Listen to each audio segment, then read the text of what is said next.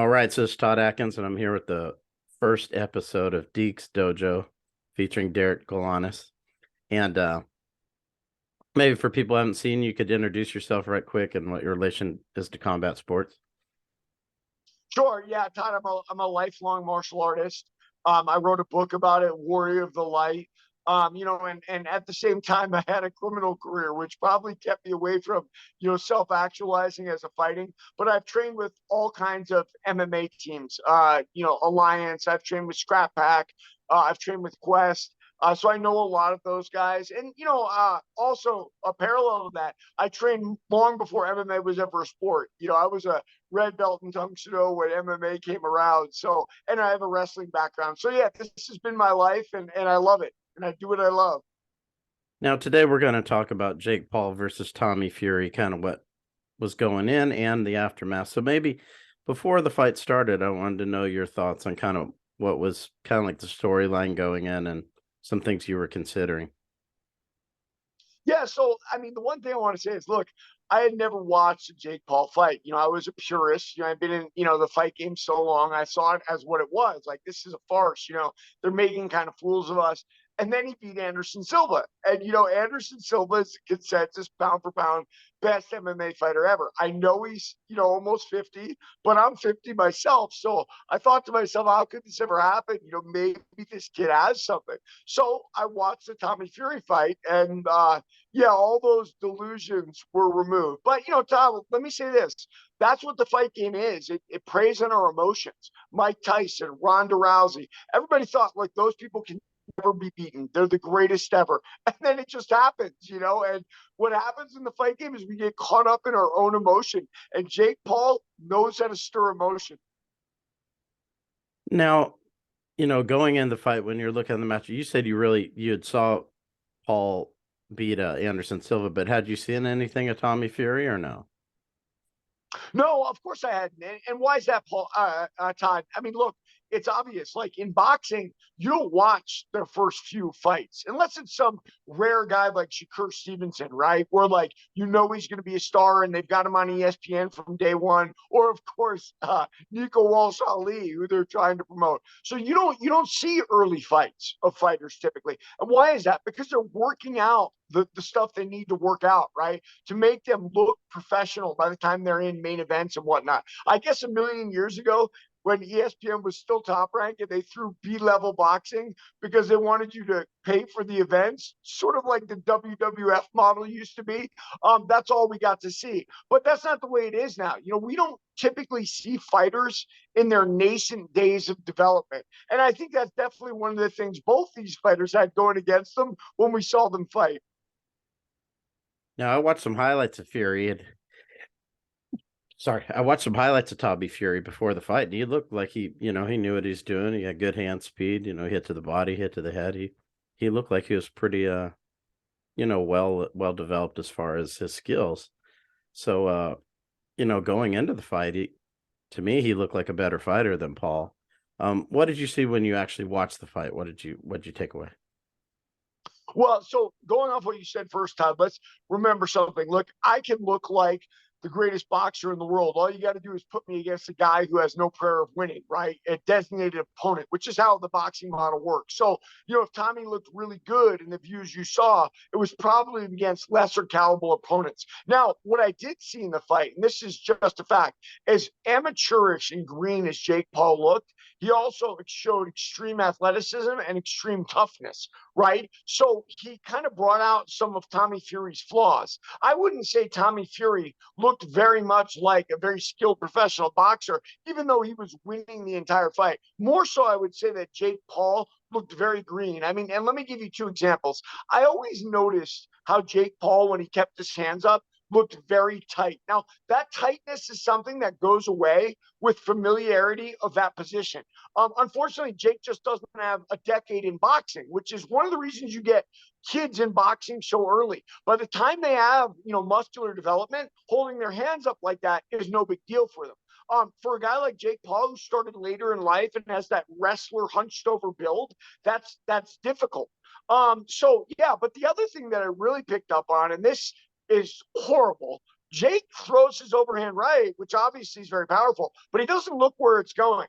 And if you don't keep your eyes on your opponent, both offensively and defensively, you really limit yourself, especially against a boxer who know. I mean, the number one thing you learn to remove your greenness is I have to look at whatever's coming and I have to look at whatever I'm throwing at all the time. Because if not, if I don't look at what's being thrown at me, I'm going to get hurt badly, right? It's the punches we don't see that hurt us. And, if you're winging and you're not looking at your target, you have a probably 90% less chance of hitting it. Same as baseball, Todd. I wanted to ask you about the holding. I mean, there was a lot of it. Um, to me, it looked like Paul was initiating most of it. What did you think of all that? Right. So why do we hold in boxing, guys? So we hold as sort of a reset, right? I don't like where I am now. This isn't going good for me. Let me hold. Now, like basketball, like do people travel? Yeah, they travel all the time. That's just one of the facts, right, of the game. And in boxing, people hold all the time, right? It's a readjustment. Now, when you're green like Paul and you're overmatched like Paul was, holding can take a life of its own, right? And it's really up to the ref to do what the ref does.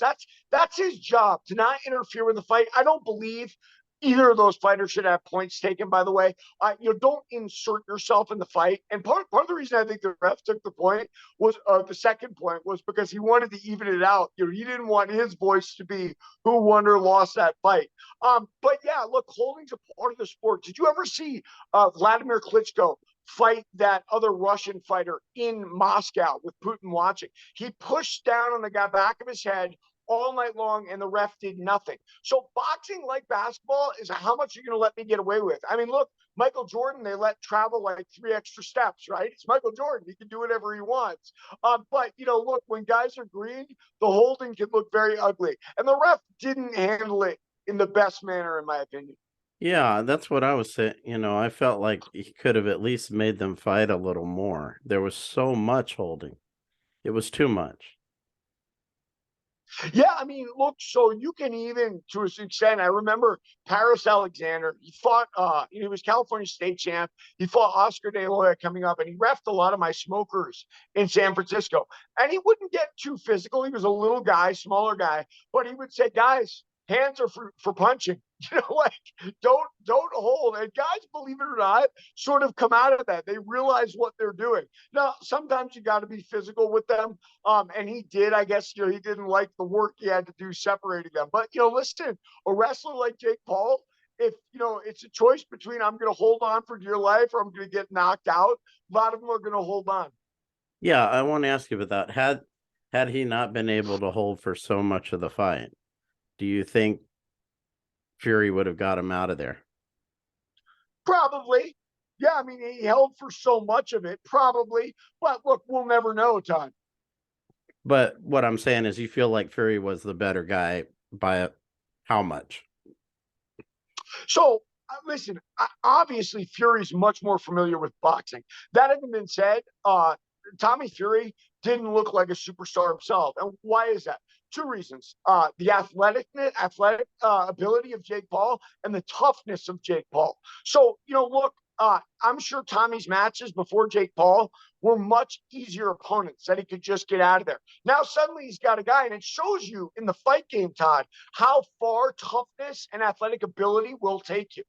Jake Paul's there on those two things because as a boxer, he is absolute garbage. I mean, yeah, it's an interesting way of putting it, that a guy who's had these fights, with Woodley and I noticed he did a lot of the holding in those fights too. It's just that one of them he ended, with a big KO, but the fights themselves were hard to watch. So what I wanted to ask you is, this fight was hard to watch and he didn't necessarily look good in it. So where does he go from here? Well, so it's funny in the promo leading up, obviously tape. They said, "Did you ever think you get here?" He said, "Yeah, I knew I'd be here. I can do anything." Blah blah blah. Right after the fight, when they interviewed him, he said, "Look, man, I never thought I'd reach this pinnacle." So, take it for what the guy did. He was a YouTube Disney star, right? He said, "I think I can box," because he knew he was athletic and tough. And he went and he did it, and he picked fights perfectly. But listen, a lot of the fight game is fighter management, right? Who do you have to fight when you have to fight it? I've talked to you about this endless, Todd. Look, Gil Melendez was not the best lightweight in the gym that we had, but the reality is Gil got the right matches at the right time. Japan here and there, to the point where everyone had consensus number one in the world for him. Tommy Fury, excuse me, Jake Paul was doing the same thing. Let me fight an MMA fighter. They don't know how bad they are at boxing. And Tyron Woodley is very bad at boxing. He's got kind of a striking style. He's got like a sugar foot stance where he doesn't have to worry about sprawling because he's a wrestler and he knows how. And he just throws that big overhand right. And that's really all he's got. Kind of ironic that that's really all Jake Paul has as well. But he was matched perfectly, to the point where we started believing. And Todd, I want to say this. I started believing. I said to myself, okay, well, maybe he can beat Tommy Fury.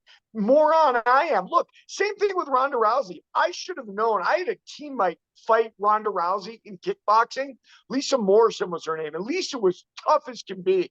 And I should have known, like, no, Ronda's going to fight with a real striker now, and she's going to lose. But that's the fight game. We get emotional. We get vested. We say, no, this is what's going to happen. I was fully on the Jake Paul bandwagon. And then when I'm watching the fight, I'm like, oh, my God, this is ugly. This guy is green. See, there's some things, and Todd, a lot of people use this in jiu-jitsu, but it's true in striking. We just avoid it in striking because MMA's got so many facets, but it takes decades to become an expert at things. And when you try to put it on speed, you can get good to a certain extent. Like, was Woodley good to a certain extent? Yeah, of course he was. But he was no amateur level boxer even, And, look, Jake Paul, with the matching and the timing, has done great. But these things take a long time to learn. I know I'm still terrible at jiu-jitsu. So, a lot of people were watching just to see if Jake Paul would lose. So what I'm saying is, because he didn't look good and he lost, do you think there's still like an audience for him in boxing? Oh, well, so I think there's a rematch right now with Tommy Fury, right? Without a doubt about that. And then if Jake really wanted to, I don't know that he does. Because look, Todd, a fighter's life, it takes a lot of energy. Now, that having been said, he's young, and maybe that's where he wants to put his career. It's a lot healthier than partying all the time because you're a millionaire, right? So, let's hope he sticks with it and he goes for it. So if he rematches Tommy Fury and loses, well, what does he have? Well, then he can say, I want Nate Diaz. Nate Diaz can't beat me. I've beat every MMA fighter I've ever fought. So, now the floodgates are open. And it's going to take a little while before Jake Paul is banned. Now, do I ever see him fighting for the WBC Cruiserweight Championship, which clearly they were foreshadowing by putting that bout in the co-main event? No. But could he keep going and fight guys like Nate Diaz and, whoever else? Of course he could. Yeah, but how soon do you want to rematch Fury? Because like we said, outside of the holding, Fury looked like he was better than Paul. How soon would you want to do that? Well, look, Todd. So Jake Paul has a puncher's chance against anybody, right? Hopefully, he learns how to look at his opponent when he throws his punches. So, why not? And, Tommy Fury, how do I say this? Someone said this, Tim Bradley, I think, in the run up. He said, look, the guy who's playing boxing is Tommy Fury. He's not dedicated. He's not. Now, it was a really unfair thing to say because really what it is Jake Paul gets all the promotion. They hear about, oh, he's in Puerto Rico with the best trainers. So you start to think, well, Jake Paul's really putting work in. And by the way, he may be. It just takes a really long time. But what we've seen is that Tommy Fury is a decade ahead of Jake Paul in the boxing game. He knows how to move and whatnot. But that having been said, Jake Paul gave Tommy Fury trouble. My personal opinion, Todd, it was a 1 or 2 point fight. Right? Like, I don't, the spread of 3 rounds, I didn't see, especially because remember, Jake knocked him down. Excuse me. Jake knocked him down in the last round with that jab. That was a 10-8 round. And then the other 10-8 round that the ref gave him, which, Jake mentioned that. So the scores to me were a little bit surprising.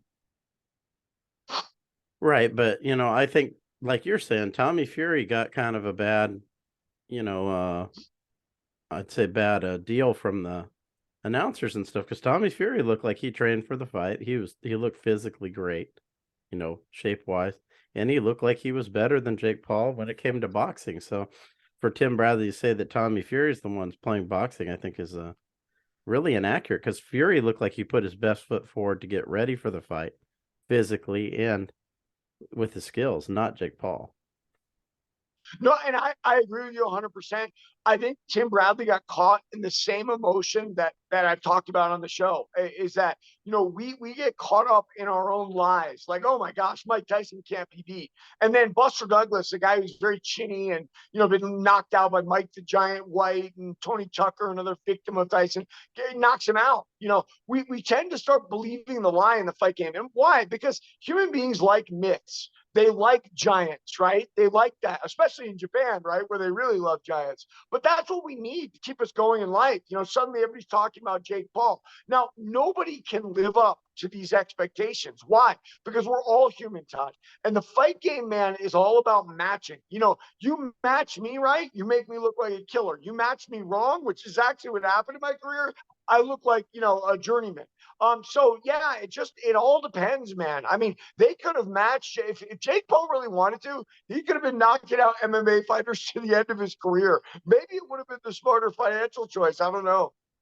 That's what I'm saying. I'm wondering if he doesn't rematch Tommy Fury and tries to look to Nate Diaz or someone like that. That might be a better line of thinking. So let's talk about that fight. Look, Nate was a good guy when he was around the scrap pack. I never trained with him, but let me make one thing clear too. And I've been offered a couple times by some guys that really didn't have the ability, but I've never sparred with Nate Diaz. And why is that? It's because Nate Diaz is not going to spar a big guy like me. So, Jake Paul is a big guy. If they box, Jake Paul's going to knock Nate Diaz out. You can forget about like the technical precision that Nate has in comparison to Jake Paul. Jake's too big for him. He will KO Diaz. And to be honest with you, Diaz is looking a little rough later in life. But look, I get it. We all need money. So, cash out. Do it. So you think that's the more likely fight of the two? I think it's a smart fight for Jake Paul to make, without a doubt. And I'm undefeated against MMA stars. Watch me knock out Nate Diaz. It's definitely, look, he's got Anderson Silva, Ben Askren, and Tyrone Woodley on his resume. Nate Diaz is next. I think it's a brilliant move. Yeah, and maybe also Darren Till, who the UFC just cut. There's another one. Perfect. Yeah. Perfect. Because he could fight in England. There'll probably be some people come out for that. Yeah, and I think what Hearn is involved with Jake Paul. So yeah, maybe. Now, what'd you think of the fight taking place in Saudi Arabia? I lived there for 8 years, and I was astonished that something like that happened. Because when I lived there, never in a million years would they have allowed that to happen. What did you think about the fight happening in Saudi Arabia? Yeah, so I mean, Todd, I think it's a culmination of the things that happened in the event. Look, since the God, it would have been the '90s when I went to England for boarding school. They would try to throw fights over in the Arabian area. I remember one that was billed in Egypt for Chris Eubanks versus whoever. And what is that? That's foreign money, right? They want to have some Western style entertainment in their area. And they've got big bucks, right? For different reasons. Egypt obviously doesn't really have that much oil, but Saudi Arabia, well, they're the oil kingpins of the world, right? And they bought the ability to have that. I will tell you though, Todd, I was shocked at that woman DJ bouncing around ringside. I never thought that would happen in Saudi Arabia, but maybe they're sending a message to the world. That new prince who has de facto control, the one they think killed that Turkish journalist in I think it was in Turkey, right? Yeah. In the Well, he embassy. wasn't a Turkey. Yeah. Yeah. No, yeah, maybe he's trying to say, hey, we're open for business. Hey, and look, if he doesn't, Abu Dhabi and Dubai are just gonna take that, that torch. So they got a choice, modernize now and get with the times, or forget about it. And this is a great move, I think, for them. And I'm sure the prince was the one who had to green light it. Yeah, and that's what I'm saying. You could maybe see like an arms race between Saudi Arabia and Abu Dhabi trying to compete for some of this combat sports audience. You just saw the first offensive. we could expect this in Dubai and Abu Dhabi, but Saudi Arabia, no way. Well, yeah, really. Now they're in play. And this happens too, Todd. Let's talk about why this really happened. Right, we were heading to America. I think we were heading to Madison Square Garden, the mecca of boxing, blah blah blah. And the DEA put a restriction on Tommy Fury for his connections to the Kinahan cartel, that Irish mobster. Now, let me just say this, Todd. This is very, very petty. But that's how law enforcement is. They are very, very petty. The idea that Tommy actually has something to do with Kinahan or even his, it's just kind of ludicrous. I know that Kinahan is involved in boxing to a certain level. I know he brought Tyson Fury back after he kind of went crazy after winning the title from Klitschko and got him in shape and whatnot. But the DEA flexing their muscle like that over something like that, it's just a little bit ridiculous and very, very petty, man. So we lose the money. New York loses the money, or Vegas if it had landed there, and they move to Saudi Arabia. We're not going to deal with stuff like that. It's just an example of the United States. It's quote unquote, they would say morals. It's not morals. It's the DEA desperately trying to capture a guy for their promotions and everything else. But yeah, no, I thought it was a really bad move by America, but Saudi Arabia is out of it, isn't it? Plus, it's tax free too, which is a pretty attractive tax-free money. They don't need your money, right? Yeah, it's tax-free zone, so they get to keep more of it. Why do you? Well, now that you mentioned Kinahan, I want to ask, why do you think they haven't been able to catch him? Yeah, look, it is how do I say this to you? In all my time in criminality, and I was involved for quite a while, I don't really know, because I can tell you this. When my father and brother were cooperating against Tommy Gambino, they used to know exactly where Tommy Gambino was going. And then they'd lose him once in a while. Oh, okay, he entered Italy from Switzerland and he came over the mountains. We don't know where he is now. But they always had trackers on him. On my drug case, my co-defendants met with Chapo Guzman after his first escape from Alto Plano. And not only did my co-defendants meet with him, Todd, but the snitch on our case met with him. So they knew where El Chapo was the entire time. This is all a game, a cat and mouse game where they kind of play. And well, it's Mexican sovereignty. We know where he is, but we can't make a move. My belief is they know where Kinahan is, right? But if Kinahan's in Saudi Arabia, they're not allowed to touch him. And by the way, Kinahan was in Saudi Arabia, if I'm not mistaken. They put him there with Tyson Fury, or maybe it was Dubai. I don't Dubai. It remember. was Dubai. But Dubai. My guess is they know exactly where he is. I mean, that's just the reality of life. What did you think about the girl who accused Conor McGregor on the yacht? Her car got blown up. Did you hear that?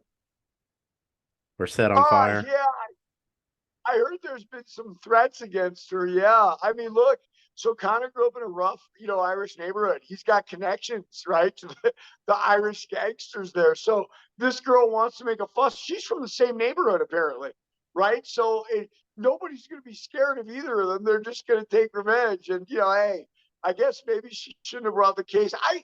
Who knows what happened, Todd? People get drunk and they act like fools. But it seems like a real big misstep from Connor.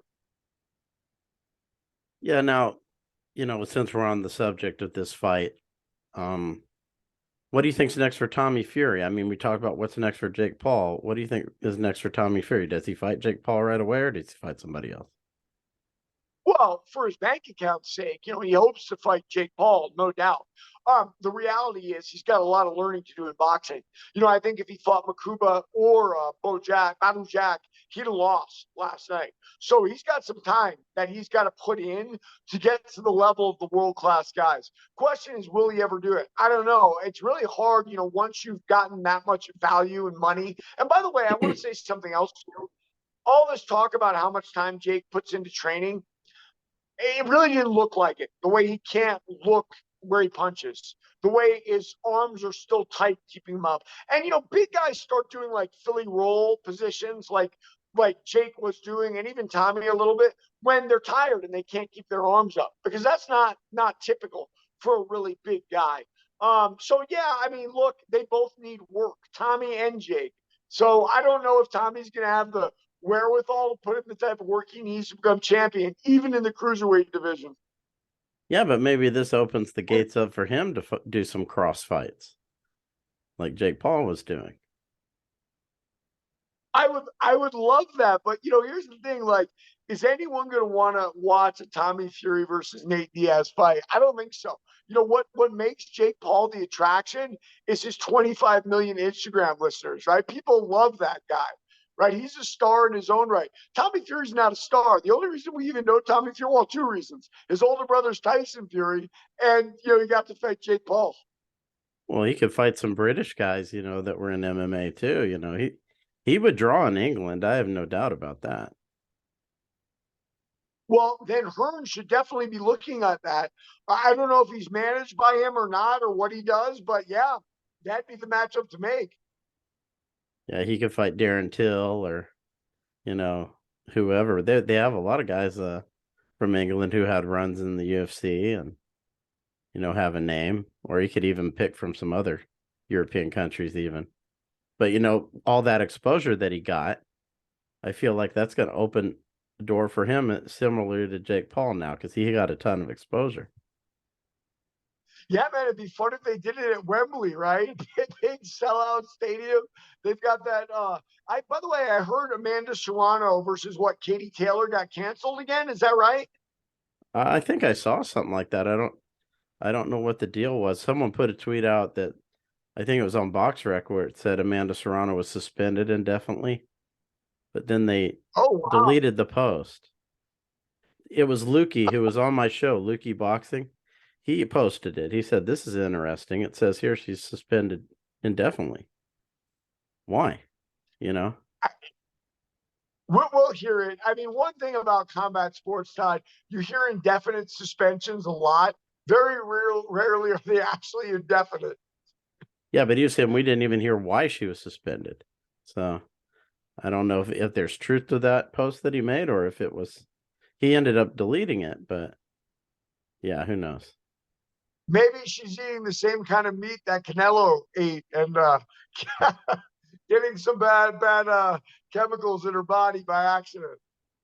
Now maybe I'll just let you say a little bit about John Jones and Gone going into the fight, just a little bit, because we'll do something on this next time for people that are watching this. But maybe he's come back Saturday. I want to know your thoughts on it.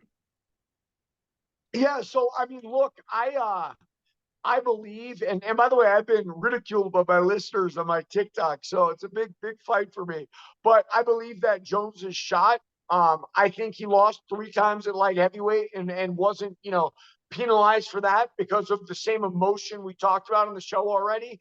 I think that Jones is now off PEDs by necessity because of the testing and whatnot. And I think a move to heavyweight when you're off your PEDs is very unwise. We've had some guys do it successfully going down. Jose Aldo most notably, right? Still was sort of title contention going to bantamweight when he went off. But you saw his first fight when he went off at featherweight was Conor McGregor knocking him cold. As far as John Jones goes against Gane, I believe Cyril Gane with his Muay Thai is going to knock Jones out. I don't think he's capable of being at heavyweight. Now, the counter to that, and I already know it is, what about the fact that John Jones is a great wrestler? Yeah, no, I get that. And that's his only prayer, quite frankly. The problem with it is that he's not a guy like Ngannou. Ngannou was able to use his body weight and size and structure to lay on Don and lay in Pram. I don't think Jones is going to be able to do that. Jones hasn't shown me really impressive jiu-jitsu, and my listeners maligned me for that too. Well, you got to see his underground fights, this and that. The only thing I remember about Jones in jiu-jitsu is almost getting armbarred by Vitor Belfort, who was fighting out of his weight class at that point. So yeah, I'm heavy on Gane. I think Gane's going to win this fight, and I think John Jones will be more or less retired. Yeah, he doesn't look good physically. The pictures of him that are out, he doesn't, like you said, it looks like he is off. He doesn't look like he's in the best of shape for this fight, Jones. Yeah, no, Todd, listen, you heard it here first. And look, I might be wiping egg off my face, but this is a train wreck waiting to happen, right? This is, in my opinion, a little bit like Nate Diaz versus Hamza. It's a fight that Jones is going to get annihilated in. Why? Just one reason, guys: the drugs. I mean, I know it's hard for people to understand, but when you've been used to fighting on PDs and suddenly you don't have them, and you're trying to go up a weight class, that is mission impossible. It's one of the reasons Jones took 3 years. Oh, we're going to do it right. We're going to do it right. There is no right way to do that. There's no way he's going to be able to compete with Cyril Gahn. He's going to get annihilated. Well, that's something interesting to end on because I think that's a big statement. So I think that's a good thing to end on. And Derek, as always, I appreciate your time. And anyone who's checking this out, this is the first episode of Deke's Dojo. Derek, tell them where they can find like your books and stuff. Yeah, so if you guys want to talk MMA, find me on TikTok at Derek Galanis or on my Instagram at Derek Galanis. My book on MMA is Warrior of the Light, Fighter's Journey Through the Rise of Mixed Martial Art. You can find it on Amazon. If you're more into the crime stuff and Kinahan and whatnot, find me at Derek Meyer Galanis on TikTok. I put those on my Instagram at Derek Galanis. And you can buy that book, Greed and Fear: The Galanis Crime Family, on Amazon. All right, Derek, it's always great talking to you. And I'm looking forward to Saturday because I'm kind of in your boat. Last night I was talking to Miguel and Mike Hansen. They were kind of saying they think Jones is going to win. I'm not necessarily sold on that because of how he's looked his last few fights. I thought he lost both of them, Santos and Reyes. And physically, he doesn't look good going into the fight. So I'm kind of with you on this. I'll tell you something else, Todd. He also lost Gustafson the first one. Yeah. So like when there's things, and by the way, fighting a heavyweight is going to be like a Gustafson fight. He lost the Gustafson fight because he wasn't used to fighting guys as tall as him. Well, now he's going to be fighting Titans. Yeah. Yeah, it's going to be interesting. All right, Derek, it was great talking to you, and hope you have a great day. Take care. Thank you, man.